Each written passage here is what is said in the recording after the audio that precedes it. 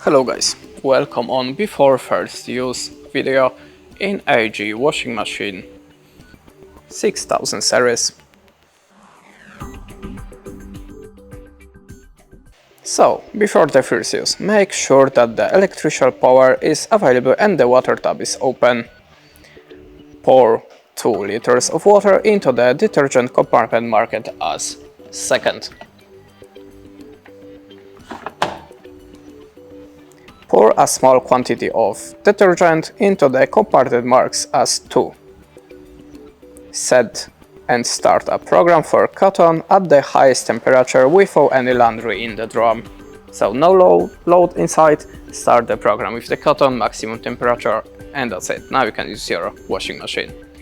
Thanks for watching and goodbye.